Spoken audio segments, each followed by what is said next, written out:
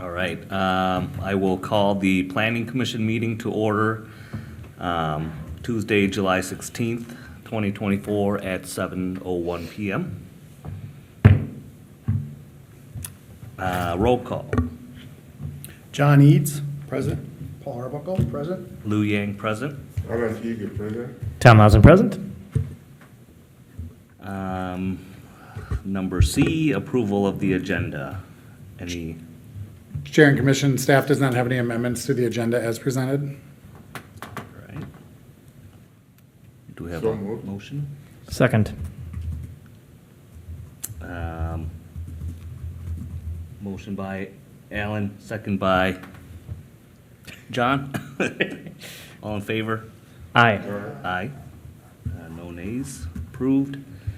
Approval of the minutes from June 18th. Chair and Commission, staff does not have any amendments to the minutes as presented. Anyone else see anything? Do we have a motion? I make a motion, we approve the minutes. Paul made a motion, Second. second Alan. All in favor? Aye. Aye. Aye. Is there one abstention? One from- abstain. John Eads. John Eads abstention. Right, we will go to E, public hearing. Number one, conditional use permit resolution, Gladstone Village 2, 1880 English Street North. Thank you, Chair and Commission. As was just mentioned, we are looking at 1880 English Street for a project that has been called Gladstone Village 2. The developer, JB Vang, is proposing to develop this project into a 56-unit affordable multifamily apartment project. Currently on the site are 7 manufactured homes, plus an additional housing unit and a rental housing unit and a permanent structure that's on the site. The overall site size is 1.15 acres. To move forward, the project does require City Council approval of a conditional use permit. That's what the Planning Commission is reviewing tonight and holding a public hearing on.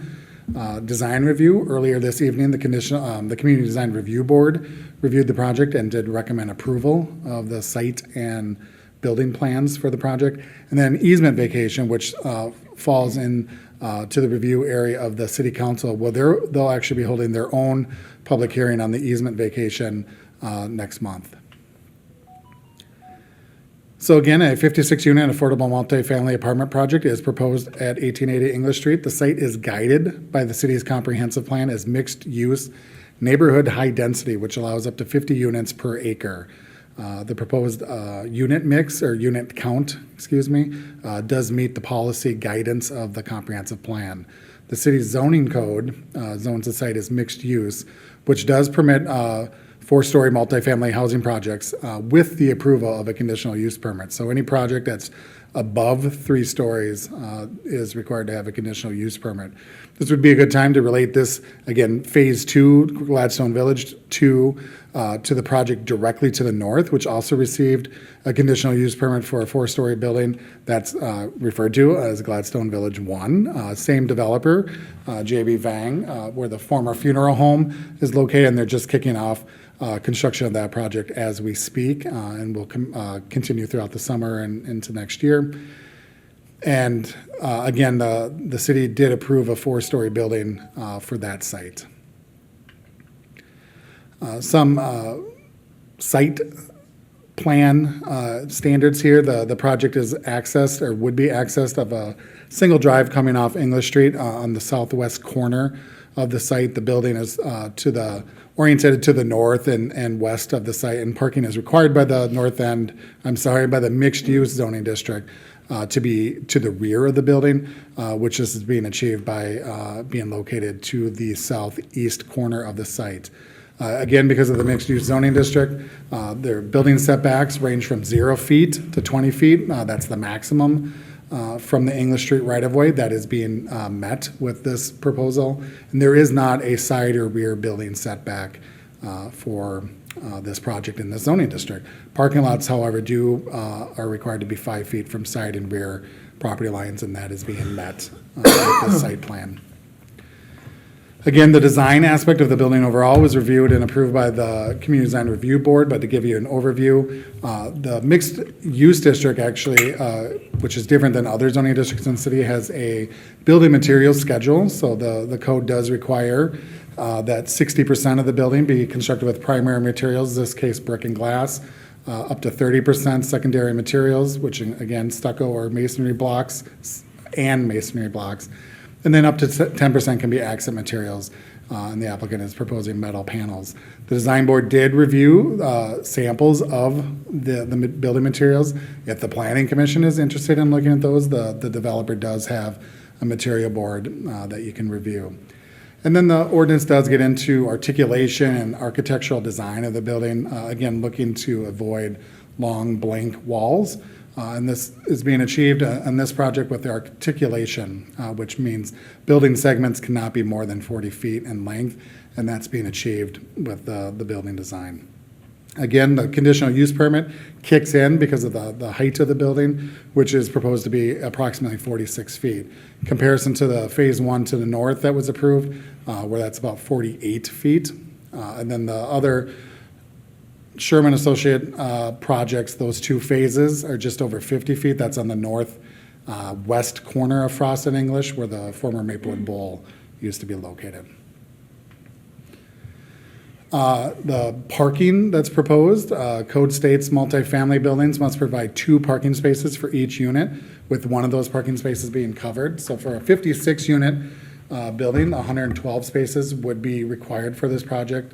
The applicant is proposing 65. That is a waiver that's being sought of 47 spaces, including one space waiver for the covered parking requirement, as 55 spaces would be in the underground garage below the building. In your staff report, the applicant did submit a summary of a traffic study it had done is related to this proposed project, and did relay examples of 2 other projects that it owns and operates in the city of St. Paul. The applicant did want to also relay, as you know, staff did flag the parking as something that we felt needed more discussion, both at a staff level and then tonight here at the Planning Commission, earlier with the Community Design Review Board. And the applicant wanted, among some other points, to make sure that the Planning Commission's considering that 14 of these units are targeted to be supportive housing, as again was discussed in the other groups meeting earlier this evening. Those are permanent supportive housing units, so those would be dedicated to individuals with disabilities and those coming out of homelessness. And those would not change, like say in 5 years, and now they're going to be reprogrammed. Those 14 units stay as supportive. And again, the developer's experience with those type of units is that they're likely not to have a vehicle. When you factor some of those aspects in, then the project does have a parking ratio similar to that phase one of a 1.5. That's what there was a parking waiver approved with a phase one. And so they do get to similar parking ratios if you factor that in. The other aspect that should be considered is that this, like phase one, phase two, is being developed as multi-generational housing. You'll see higher bedroom mixes, and there's a reason for that. And the developer who's present tonight can talk more about what that means from a design aspect, both to the overall site, which includes parking for sure, and then also items that are included in the individual units. When they talk about multi-generational housing, I think it's important for the Planning Commission to think about that and have an understanding of what that means, and the developer can talk more explicitly to that. And then I just wanted to point out existing transit access to the site today. Currently, Route 64 does provide transit access to this site. Actually, the bus stops on both sides of English Street are really between the 2 phases. They're located in a good position to serve both these phases, and they provide connections, direct connections to the Maplewood Mall, which is a transit hub in itself, to provide connections elsewhere in the metro, to grocery stores on 11th Avenue in White Bear, Hy-Vee, Cub Foods, and then to downtown St. Paul, which obviously is another transit connection and a jobs center. Another aspect I pointed out, we talked about in the Community Design Review Board, the west side of English Street, sidewalk along The length of these two projects provides access to that bus stop. There is no sidewalk currently on the east side of English Street, so getting to that bus stop is a little bit more of an adventure. With the construction of Phase 1, and if Phase 2 gets approved, there will be a sidewalk that connects to the sidewalk trail along Frost Avenue to provide better connectivity to that bus stop that's currently there. Looking at the landscaping plan, the applicant is proposing to remove 9 of the 10 significant trees on site based on the city's tree replacement ordinance requirements. That equates to the requirement of planting 154 new trees. The applicant is proposing 74. Obviously, there's a gap there, and the applicant has a couple options. As you can see, the site plan to the right, the site is pretty well landscaped as is, but if there was an option to plant more trees, they could do that or pay into the city's tree fund. Staff did send a public hearing notice for the meeting tonight here with the Planning Commission, inviting individuals and property owners to come attend and speak at the public hearing. We did not receive any comments before this report was sent out. We did receive one since. That's on the screen right now. This will be included in the City Council's report that will be sent to them next month.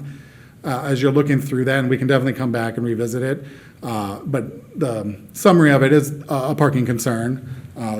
This individual owns a couple vacant parcels that are on the east side of the Bruce Vento Trail. They do not live there. Just again, for context, they live elsewhere in the metro, but as they reviewed this project, they had those comments regarding parking. So I'll give just a few seconds here to read through the letter, and then like I said, we can come back to it. Review of the process. Tonight, the Planning Commission is holding a public hearing in just a few minutes. As I mentioned a couple times now, Community Design Review Board reviewed the project earlier. City Council is tentatively scheduled to review on August 12th. What I would recommend too, as you get into the public hearing portion, is to invite the applicant up to provide an overview of the project and also to talk specifically about, again, the parking, the multi-generational design aspects to the site, and I think the funding, which came up during the Community Design Review Board, which again helps provide context to the stability of the type of units that are being provided. And so with that, staff is recommending approval of the conditional use permit that's related to the height of the building and can stand for any questions. Mike, is there any requirements when there's an existing development where people live as the trailer court that they have to do anything with that, or is that just, they just move Chair and everybody out? Chair and Commission, yes, there is. This relates more to because they're rental units, and so it has nothing to do with the city. The city does not have requirements. There are federal guidelines or requirements for relocation. The applicant can speak more specifically to that, but they are working through that and developing relocation packages with each of those tenants. But again, the city is not part of that process, doesn't review, doesn't approve anything regarding the relocation. Now, what about the percentage of impervious and pervious surface? Are we over that, or what? I don't see much green. Chair and Commission, there is not an impervious requirement. There isn't? No. Okay. That's commercial's never required. Commercial multifamily, there's not even on single-family board or chair and commission, there's a building maximum, like 30% of a single-family lot can be building, but it's not necessarily an impervious aspect. Now, there are areas, if you're 1,000 feet within a shoreline of a lake, then you get into impervious situations. That does not apply here. Okay. Michael, could you explain to us the principles and practice guiding the Gladstone development or redevelopment? Has it been abandoned at this time? I couldn't see it under consideration for this project. Chair and Commission, so the Gladstone Neighborhood Redevelopment Plan, there's references to it on page 8 of your packet tonight. It does outline 9 guiding principles to redevelopment in the area. Staff, like we have with other recent projects in this neighborhood, have reviewed against those and do believe that they are meeting the general guiding principles of the neighborhood redevelopment plan. Okay. Also, I can see the traffic index that was in there and all that stuff. I'm not sure, from the planning perspective, I mean, physical planning perspective, it seems to me that for now, they said it's just going to be a little bit different. That is in course, But again, we still have some development or redevelopment in that quadrant that is going to take place, So I'm concerned about the future of traffic in that area because the two exits has been closed from 36 that we go south, And once those have been closed, only English is left now. So with the development of, say, English first in the future, completion of that, opposite this village one is going to be, and then the one that we have in front of the Philippines, something that is going to develop too. So the traffic is going to be heavy. I don't know what plan the city has. An English street is just a one way, very narrow. So I'm not sure the plan that the city will have in the future to access this area because it's going to be congested. Chair and Commission, so when a comprehensive plan is developed, it's not just one component isolated from the other components. So when a land use plan is developed, that's interrelated to the transportation chapter that's within that same document. Yeah. So both at a city level and a regional level with the Metropolitan Council, they would look at essentially full build-out of those policy plans and the land use plan to ensure that the transportation network, either both existing or proposed, would meet the demands. And so obviously Frost has already been redone by the city with the anticipation of developments happening like what's proposed tonight and what's been approved in those other locations along Frost. So with any project, engineering, public works reviews those proposals against the traffic network, both past, present, and future. And with this one, they did not indicate any concern from a capacity in being able to serve this type of project. Well, yeah, it might not indicate over here. I know it was indicated in the proposal that it's going to make a difference. And I mean, that is good enough that, yes, based on the current development, they said it's going to make a difference. What about based on the future development? It means it's going to make significant difference. It might not show now, but well, it's going to be the city's problem eventually. But we are here just to foresee that from the physical planning standpoint. I mean, it's obvious over here. Chair and Commission, correct. What's in this report from the applicant shows, yes, a slight increase of traffic. But I do want to emphasize that in development of a comprehensive plan, you're looking at essentially all the parcels redeveloping, and would that capacity be served?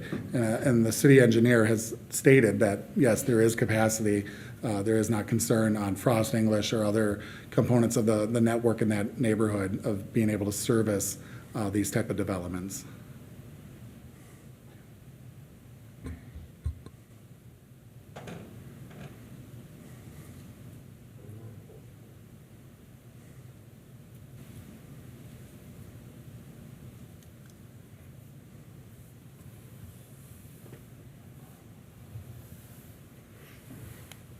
Any other questions from the commission or staff? All right.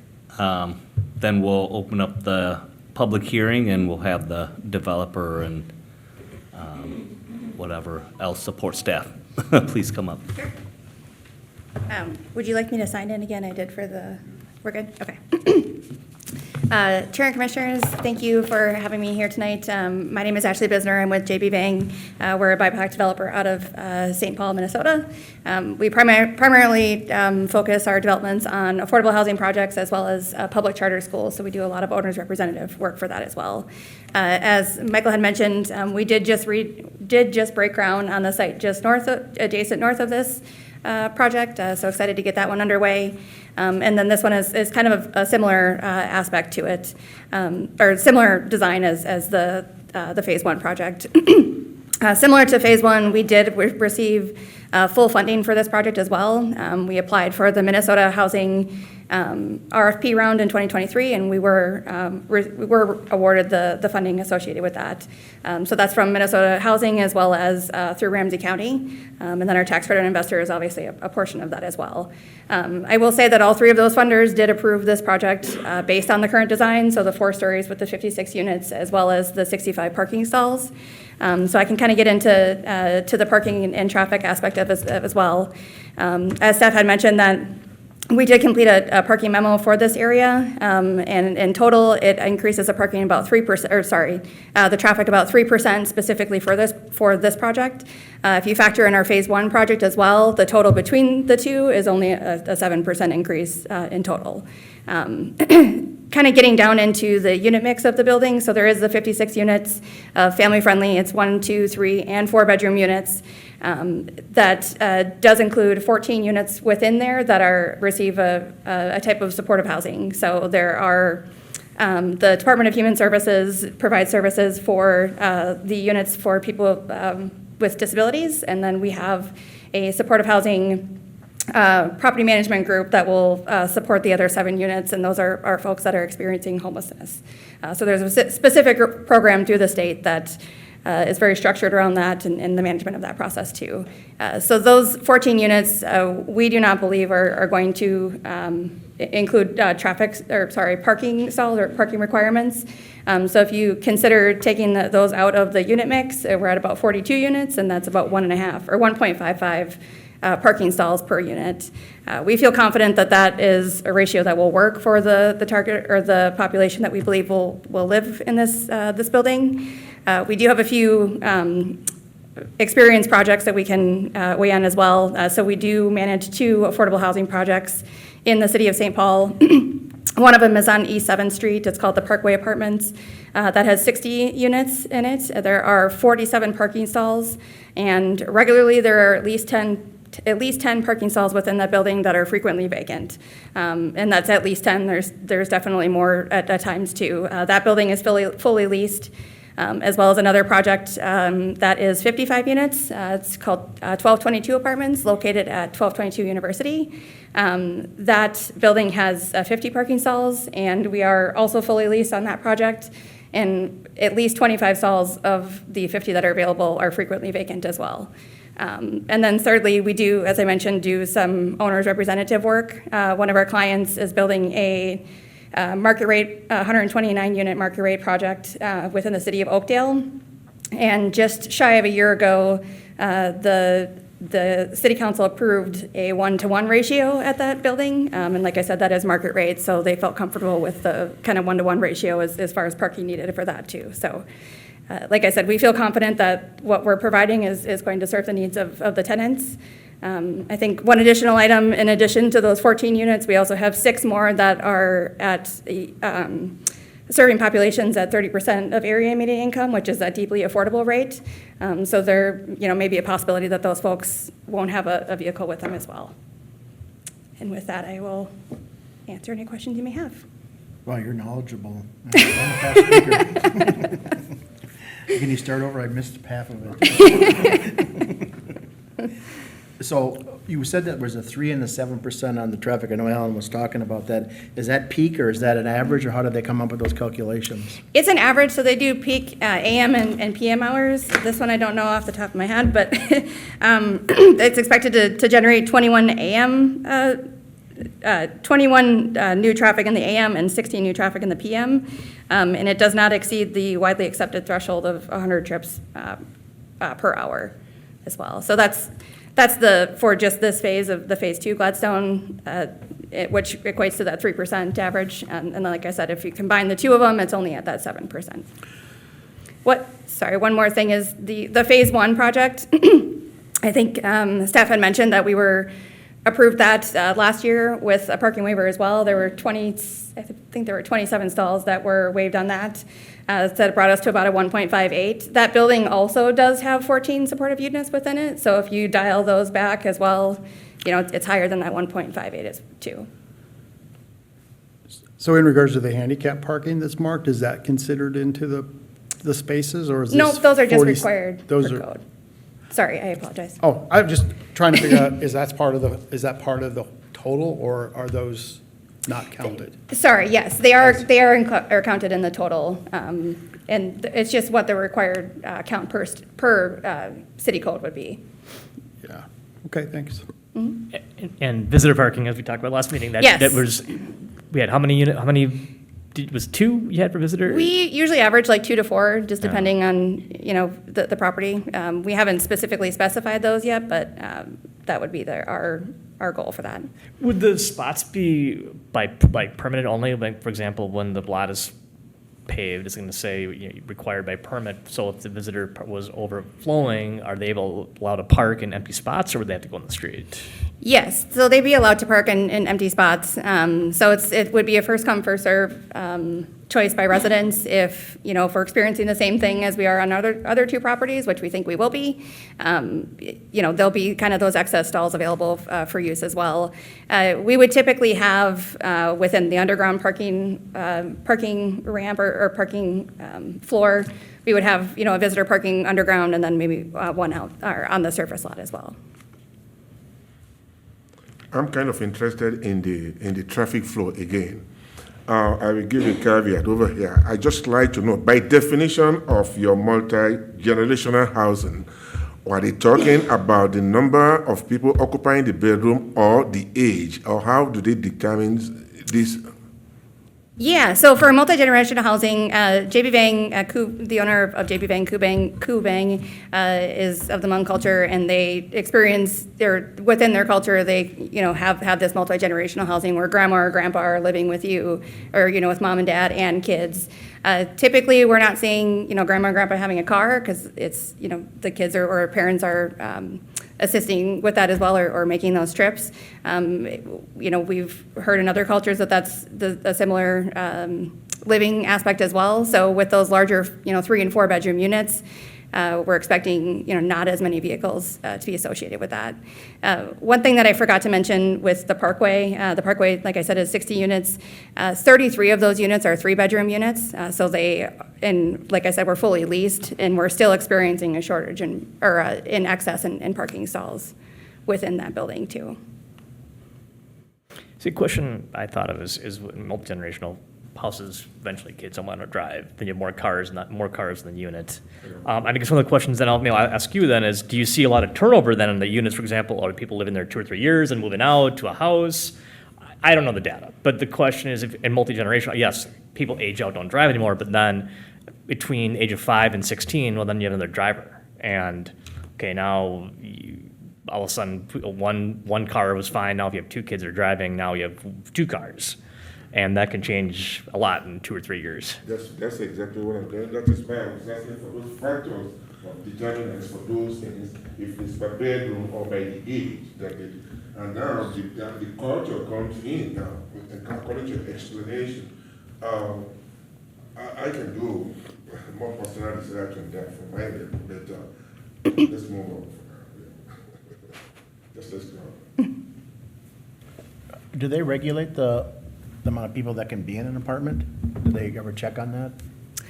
I believe there are regulations from just a fair housing standpoint. I'd have to check with our property management company to confirm on that. But I mean, we're getting probably 3 to 5 folks within the Parkway currently. And that's the one building that we have the larger count of the 3-bedroom units. To address the residents' question, there was the 14 units that were for supportive housing. Is there regulations then of those units that if they're part of that program, they live there, not them and other people all of a sudden? Correct. So there is regulation behind that is enforced. Yes, that's correct. There are programs behind both of those types of units that we'll have within there. And those are permanent within the building too, the 14 units. Additionally, we're required to keep the building as affordable for 50 years as well as part of our funding award. Mike, there is a code on the amount of people in a unit by square footage, isn't there? Jaren code, it's not by square footage. It's in any housing unit in the city, it's 5 or fewer unrelated individuals can live together. There is no cap on related. Okay. You mentioned no green space the other time and stuff like that, I'm just wondering how these 2 projects that will be going on simultaneously, how are they going to tie to the Gladstone, park over there. Chair and Commissioner, if you do, we can pull up go back to the site plan. So there are a handful of amenities on site with a play area and a turf area and grass internal to the courtyard of the building. And then, Commissioner Agi, as you mentioned, there's substantial open space and other park facilities directly across the street. Yeah. Okay. Yeah, I can see the development of the sidewalk on that side. That's fine. Yeah. Okay. We have fit as many trees and landscaping as we can on the site. We definitely like greenery. What about the roof? Yeah. I have no further question. So kind of going back to the parking, what are you experiencing in the current two buildings examples that you had? Are the families just or do they only have one vehicle? Yeah, that's what we're experiencing with the families. Like I said, since we have an excess amount, if residents would want an additional one, they certainly can, but we have not run into that. So currently on that property, when the funeral home was operational, they used that additional parking area on the other side of this property? Yes. But that property is not owned is actually Ramsey County property? Yes, Or that's correct. We do have a lease on that, the land. So when the funeral home was in operation, we were using that as overflow parking. I say we, it's a company within JB Bang. But we actually are keeping that during construction to use for construction parking and that. So maybe to alleviate some concern about the parking and the potential of multifamily generations actually having multiple vehicles way beyond the predicted 1.4, can you is there a way to do a contingency plan in regards to what you would do if that did become a problem for the city? I mean, we could certainly look into like a longer term lease or, even, I guess, possibly purchasing that lot. Like you said, it is owned by Ramsey County, so we're not entirely sure what their future use plans are for it. But it would be something that we could look into for sure. There was a question that came up during the Community Design Review Board on if the two properties could share parking between the two, if one was more abundant than the other. It is turning out that we do have the same, I guess, lenders on both projects, and it is turning out that we're likely going to have the same investor on both ones. So there could be, some type of shared use agreement or something associated with that. If that were to be at the discussion, it's not something that I can commit to right now, but it would be, kind of a contingency plan if we ran into any issues. It looks like it is a shared drive then between the phase one and the phase two. It's actually not. not. No, we looked at that initially when we were applying for them right away, but we didn't know if we were going to have the same funders on the project. So you can't, if you have different private properties, you can't really share the uses between them if you don't know who the final financing is. So there will be a divider or something? going Yeah, right so in the between drive them? entrance for this phase specifically is at the south end of the property, and then for the phase one, it's at also the south end. So there's two different entrances. But for the surface parking, right? For the surface parking that's on the north side of this building, is that part of phase two? It's, Yeah, right in there. Chair and Commission, that's part of phase one. So they're just showing Oh, the whole- the site plan of Okay. phase one, what that would look like, and then where it becomes in color with green starts the property to the south. So there is not a connection between the two parking lots. I apologize, we shouldn't have made those lines dark. Yep, okay.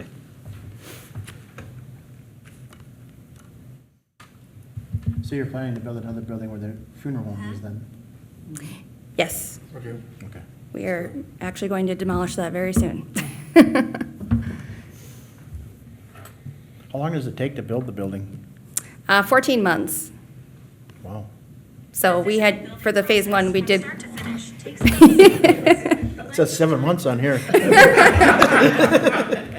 if Siri lives in a warm climate, though. if you're asking me about our charter schools, that actually has happened, but, yeah, so 14 months. like I said, we just started construction on the phase one here, so that one's gonna be 14 months, and we're anticipating this one to be about the same too. There's, slightly different unit count, but the building structure and that are It similar. looks nice too, so Thank you. I don't think everyone's Any done. further questions for developer? Okay. Thank Thank you. you. Yeah, You're thank you. awesome. So this is a public hearing. We'll open it up to the general public. Anybody? If you guys wanted to add And- anything more over there too, or? All right. We'll close the public hearing.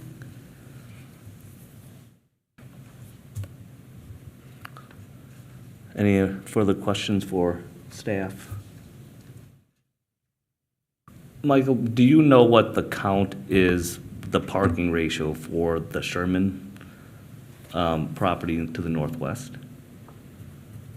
Yeah, the first phase met the ordinance requirements, so that there was no waiver. The second phase, the building to the back, I can look up those details, but there was a parking waiver. Starting with phase two of the Sherman, then you include Beacon to the east, and then the Roars project that's being constructed right now on the west side of the Savannah. All those projects have received a parking waiver Okay. to some extent. Okay. It wasn't much, just a few, I think, wasn't it? The Beacon at 1375 is probably the one that has the deepest waiver. The other ones were not in the same realm that we're talking about with this phase two. Right.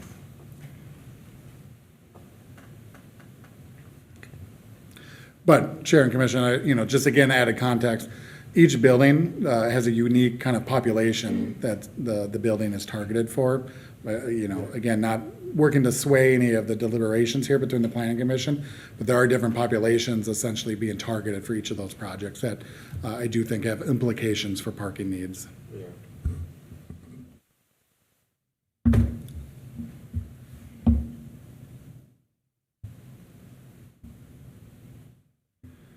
So, Chair and Commission, just for orientation, as you consider your deliberation, the staff recommendation is located on page 7 of your packet, and then that refers to the conditional use permit resolution, which is on page 12, with the conditions on 13. There's 4 conditions recommended.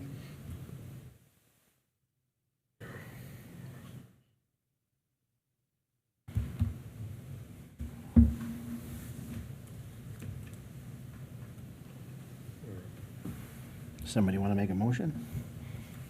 Yeah, Paul.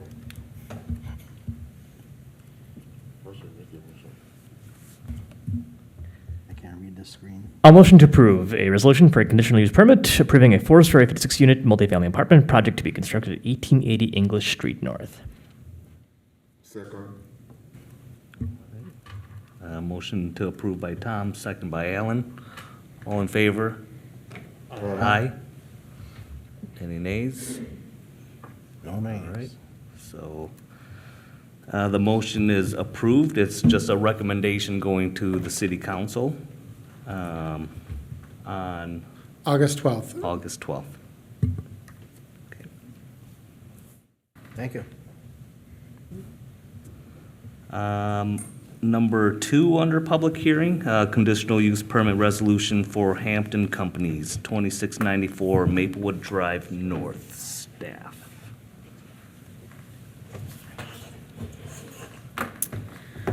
All right. Good evening. Commission members, tonight we've got Hampton Companies here, and they are proposing constructing a 4,500 square foot office and warehouse building at 2694 Maplewood Drive. The site is just under a half-acre vacant manufacturing property, and they're requesting approval for a conditional use permit and design review. The site is guided in the comprehensive plan for commercial. The future land use designation guides or supports a wide variety of commercial activities and industrial uses, including warehouse and office land uses. The proposal meets this intent. The site is zoned M1 light manufacturing, and the proposal is permitted. The zoning district does require a conditional use permit for any building or use within 350 feet of a residentially zoned property. And the property is adjacent to a single dwelling residential home and neighborhood to the east. The company operates a real estate and construction company in White Bear Lake, and this would be an expansion or an additional location for them. The 4,500 square foot building will be used by their roofing and siding division, with a front portion of that 1,740 square feet for office space and 2,760 square feet for storage in the back portion. Site access is provided off Maplewood Drive. Building setbacks are achieved, required to be 30 feet from the right-of-way and 50 feet from the residential lot line. They are 60 feet from the right-of-way and 90 feet from the residential lot line. The parking setbacks required, 15 feet from the right-of-way, 5 feet from all other property lines, and 20 feet from a residential lot line.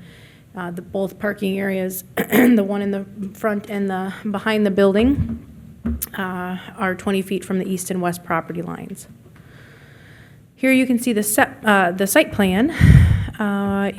See Maplewood Drive on the left side of the screen there, and Highway 61.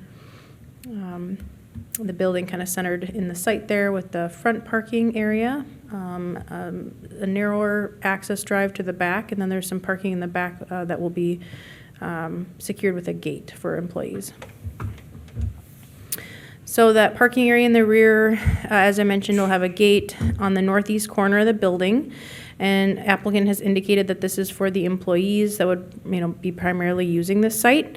Customers may occasionally visit the offices, but it would be on a much less frequent occurrence. The parking stalls are required to be 9.5 feet wide by 18 feet long, and drive aisles 24 feet wide. The 5 stalls in the front parking area are 9.5 feet wide, and then the 8 stalls in the rear are shown at 9 feet wide.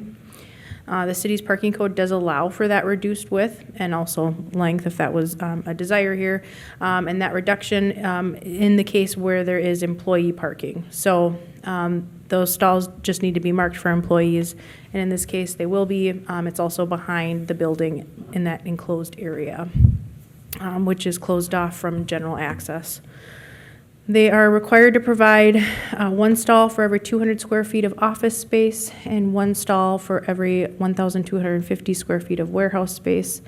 11 stalls are required overall, and they are showing 13. The drive aisles, as I mentioned, are required to be 24 feet in width. As I mentioned, on the north side of the site, there is a drive aisle shown at 16 feet wide. The city fire marshal did review this and approved the drive as shown. Providing that the building has a fire sprinkler system installed, there is a provision in the fire code that does allow for this. At that 16 feet, it actually was just a little bit narrower initially with their concept plan, but they made a modification to the plan here to get it to 16. And then he did add that that there needed to be access to the back portion of the building, and there is an entrance there on the north side of the building, kind of near the northeast corner where that gate is, which was already in place. So both items are achieved, and the fire marshal also did add that just given the site of this site, the size of the building and the site, and it being sprinkled, that they wouldn't need to access the back half or want to bring a truck back there. We'll get into that here. So again, it's 1-story building. It's divided into 2 areas. Here's a floor plan that shows the front office space and the back warehouse storage space. They are indicating a future storage area that would be above an upper mezzanine that would be above that office front portion. The overall height is 19.8 feet. That above office area would be an additional 1,740 square feet. That is not included as part of this proposal. It was just identified as something they were considering, and it would require further review by the city if the applicant were to pursue that. Okay, and the design and everything was reviewed tonight by the design board. You can see the elevation perspectives, these renderings that show the exterior building materials, LP smart siding, stone base, architectural shingles, kind of a gray and black color scheme. And this is the front side of the building. And then over here in the back, you'll see kind of going around the side of the building to the rear, that back storage area. There's an extensive retaining wall system that surrounds that back half of the site that will be replaced as part of this project. And the applicant is also proposing a vinyl chain link fence that will go above that retaining wall with some screening. And so the city would like to see additional elevation details on that chain link fence, just showing the height and materials, colors, opaqueness, just given that it's going to be bordering a residential area. And so we're requiring those details before permitting. The applicant proposes tree removal and planting of various shrubs and trees on the site. The landscape plan will need to be modified before grading and building permits will be issued. The applicant will need to incorporate some requirements that were outlined in the environmental review. And that really just details preserving some of the trees that are shown to be removed, planting some additional trees, and then exchanging some of the proposed plantings for native or pollinator-friendly plantings. So the applicant did identify a location for a trash enclosure and for the dumpsters on the northeast corner of the site. And initially, staff had recommended that they would provide elevation perspectives for that enclosure. Tonight at the design board meeting, the design board, and they do have that authority, it's granted in our ordinance to waive the requirement for a trash enclosure. So they did make that motion, ultimately when they did go through with this, with their motion, changing that condition so that, and the reasoning behind that was it will be surrounded in the back by the retaining wall and the fence. There's a pretty significant grade change there. And then the back area will be closed off with a gate, a secured gate with a key code type access where it shuts automatically. So it wouldn't be left open or visible to the public. And again, this back area is only for their employees. So worth noting that. And then also the photometric plan was submitted and it meets code as far as light spread and foot candle levels. We sent notice to the properties within 500 feet. We did receive one phone call just yesterday afternoon after the report was sent out, but they were generally supportive, stated that it meets the zoning and they're in favor of the proposal as it was shown. And it would be an improvement and just would like to see something done with the property. So with that, there were some staff review comments received from our engineering, building, and environmental staff included in the report. The applicant will need to update those plans accordingly before permitting it in construction.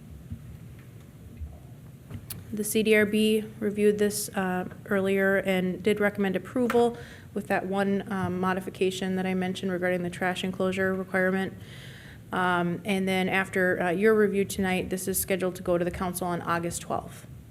Staff recommends approval of the proposal. Our applicant is here this evening, and I'm happy to answer questions that you have. Do you know the name of the person that called? I know where he lives. I think his name is John. Yeah. He lives on, what would this be? Coleman? Yeah, Coleman.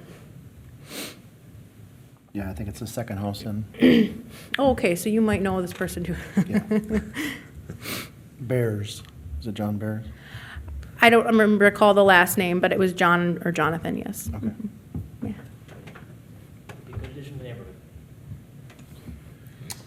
No. Okay. Oh.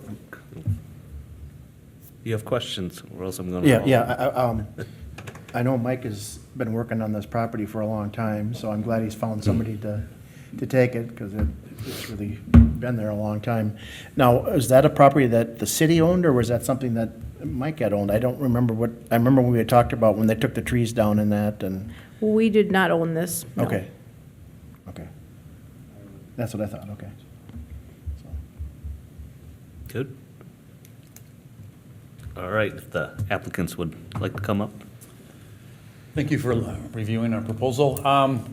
Todd with Hampton Companies. We are a residential, commercial builder developer. We're proposing to utilize this site for, we have 3 employees and a couple of field guys. We park in the back. Most of our customers, we go to them. They don't come to us. Sometimes we have the development, we have the model homes there. We use that. But we will have a showroom in case someone does come to the front. That's, the 5 stalls out front is more than we'll probably ever use. Like Elizabeth mentioned, we are using a stone veneer with LP lap siding with shakes, gray tones with black trim. The fence, thank you. The fence around the top of the retaining wall is going to be a black chain link fence. The gate will be a keypad, shuts automatically for the rear of the building. That's why the design thought we wouldn't have to enclose our trash enclosure because it's already enclosed and the gate shuts, a timed gate, so it's not open unless someone shuts it, it shuts automatically. We're looking forward to move to Maplewood. If you have any questions, let me know what your concerns are. We went through watershed, there was no concerns with watershed. Why has it taken you this long to move to Maplewood? It's a great location, Yeah, a challenging site. it'll be handy to get in and out of there, that's for sure, yeah, the frontage road. And you got a place to get food next door at the mid-market? Yes, yeah, we were excited about it being right next door, yeah. Hell, yeah. Get a butcher next time. It's a beautiful building. I think it'll look nice, and I'm glad that Yeah. Mike found somebody to move in there, because what was there before was pretty ugly, the old cabins. Cottage with the cabins, yeah.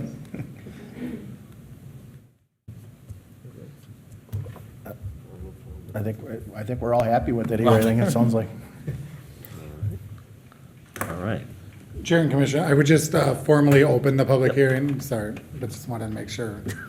All right, so we'll open the public hearing to the public. Anybody here that wants to You speak? guys want to add anything? Okay. Last call. We'll close the public hearing. Any more questions for staff, or do we have a motion? I guess when do you plan on starting? As soon as we get approval. Okay. Well, I'll motion to approve a resolution for a conditional use permit approving an office and warehouse building to be constructed at 2694 Maplewood Drive North, subject to conditions of approval. Second. Motion to approve by Tom, seconded by Paul. All in favor? All right. Aye.